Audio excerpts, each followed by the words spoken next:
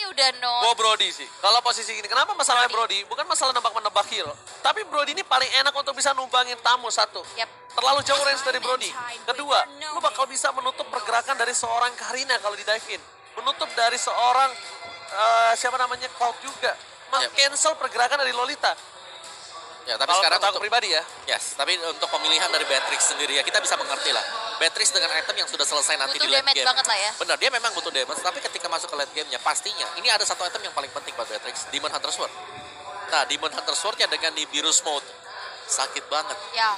Dan setebal apapun juga biasanya di late game itu sakit. Sayangnya kita nggak sempat melihat 3 item kombinasi attack speed di Beatrix ya. Ya. Masuk ke end series karena udah di nerf. Nah, dan bahkan itu dia. Beatrix ini masih butuh banyak banget item. Sedangkan Brody lu cuma punya Hepta di early. Iya.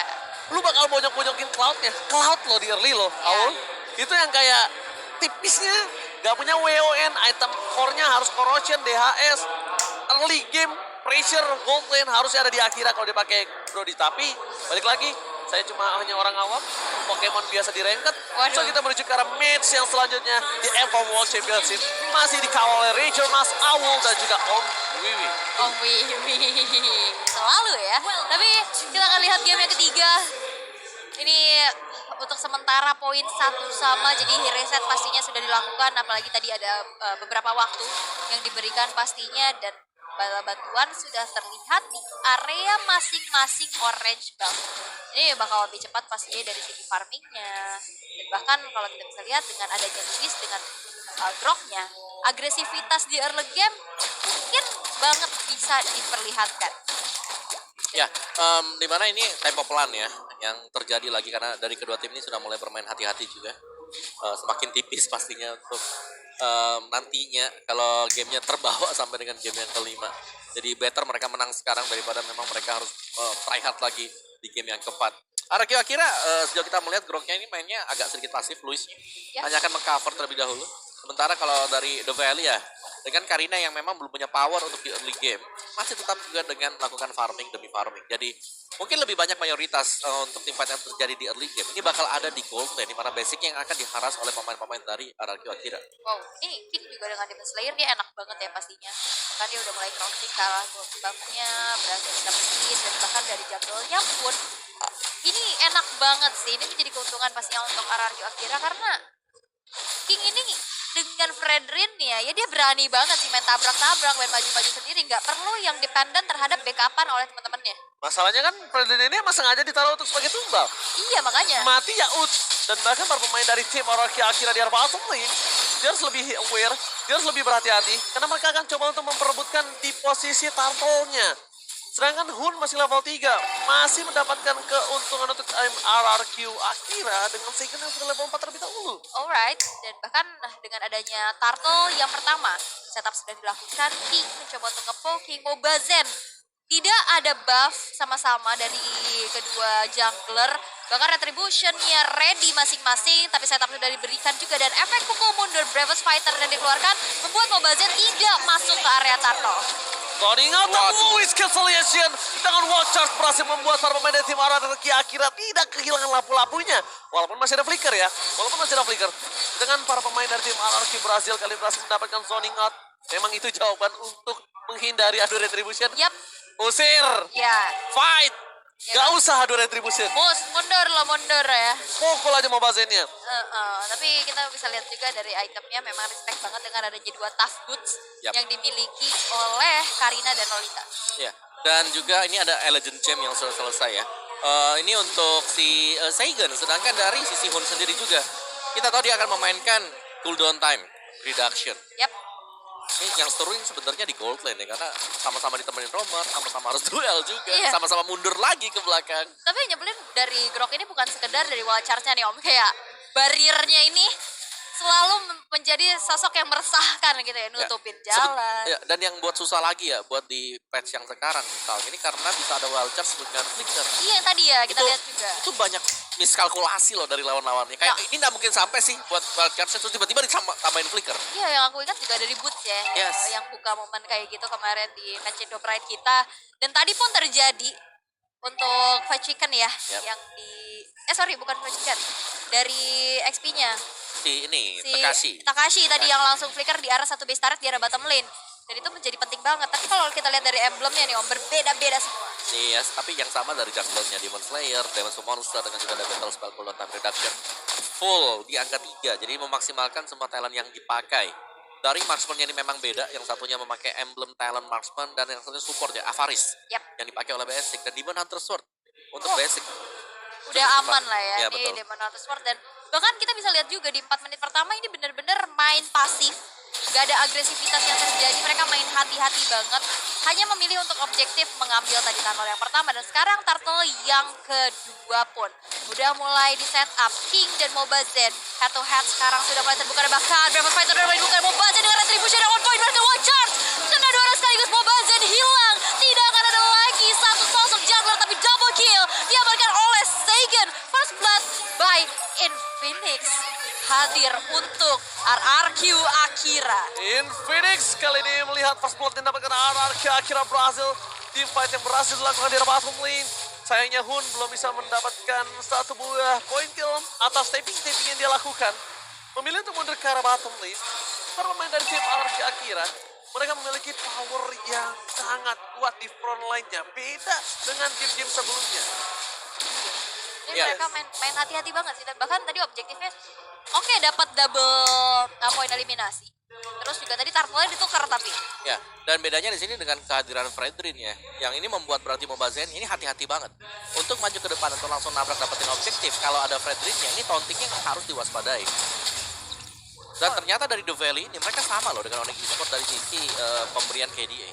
Jadi cukup besar sebenarnya untuk KDA untuk tim fight demi tim fight-nya, tapi tidak di match berjumpa dengan RRQ Akira. Yap. Ini M-Series paling beda menurut aku. Ya. M-Series yang paling banyak berprestasi lewat negara di luar sana. Tapi lantaman Flash yang bakal cepat kembalikan ada Super Shark.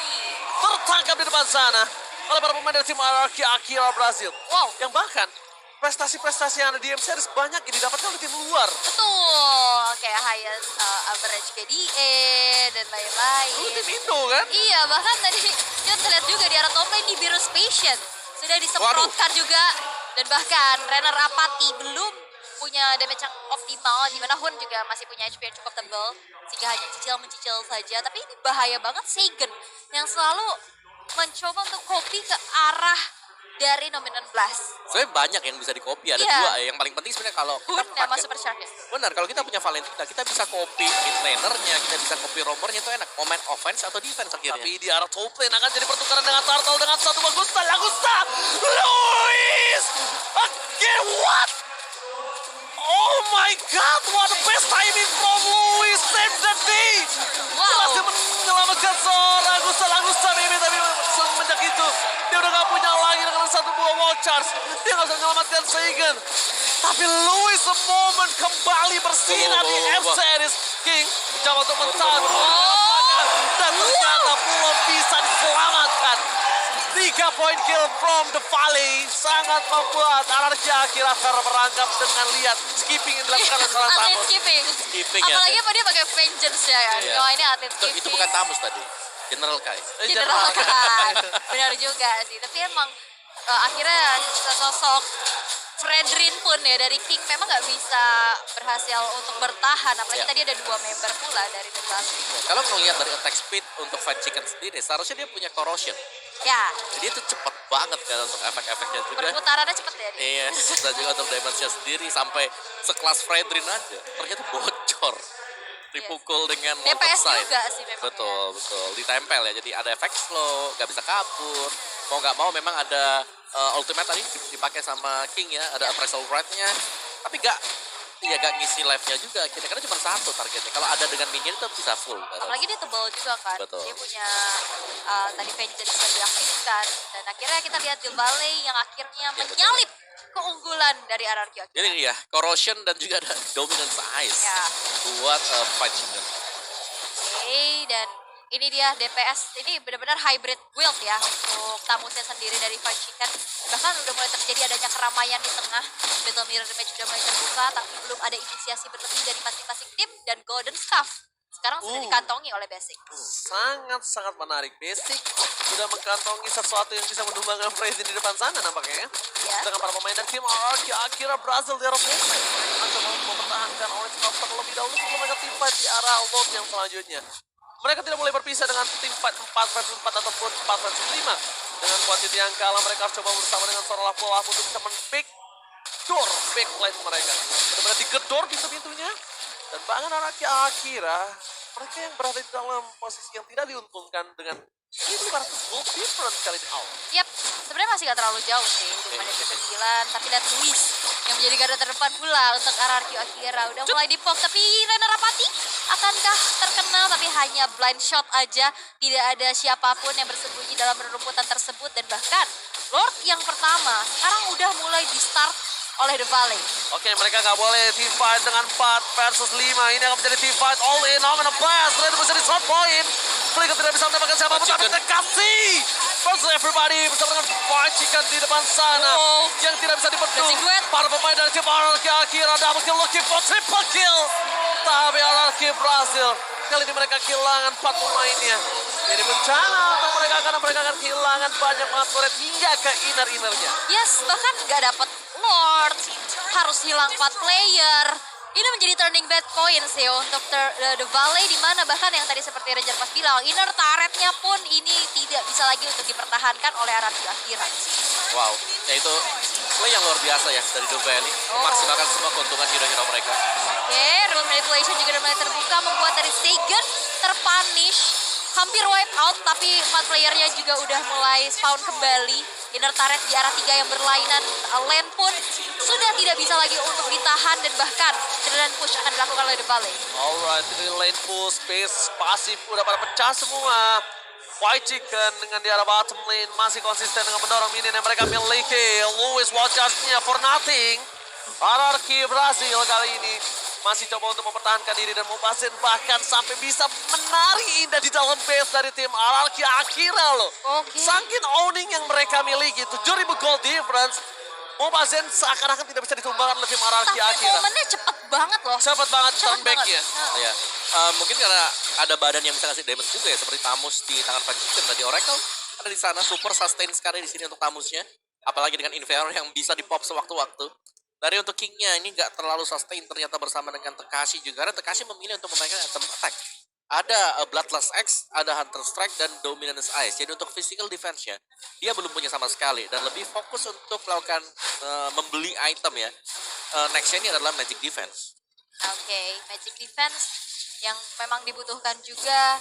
Dan sekarang udah mulai nge-invasi ke arah jungle, dan bahkan remote manipulation udah mulai dibuka, disambut lagi dengan Dominant Blast, membuat dari Seigen pun tertangkap di sana. Wajar dikeluarkan, membuat dari TKC kali ini harus menjadi garda terdepan untuk RRQ Akira, tapi nampaknya dari The Valley memilih untuk mundur saja terlebih dahulu. Tekashi cuma bisa melakukan clear, mendorong dia menuju ke arah backline, kayaknya udah bukan menjadi jawaban lagi lah. Yang harusnya itu yang dia lakukan. Tapi dari tadi nggak ada pergerakan ke arah backline karena Tekashi harus benar-benar menjaga front line-nya, harus memberikan damage juga di front line-nya. Jujur, tugas Tekashi berat banget sekarang. Bener ya? Tugasnya. Iya, Louis sudah memaksimalkan semua yang dia miliki. Wajahnya lihat berapa kali on point, berapa kali dia nyelamatin orang. Tapi tidak ada follow up. No support system kali ini.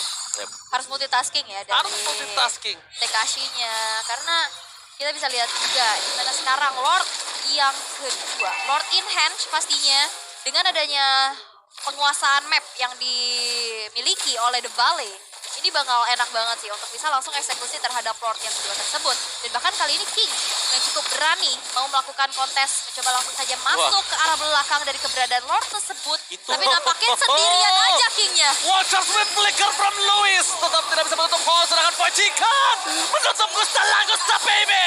Para pemain dari tim RRQ Akira, mereka kehilangan 3 playernya menuju ke player yang keempat. TKC kali ini hanya untuk bisa membaita. Seigen akan menjadi korban yang keempat dan hilang begitu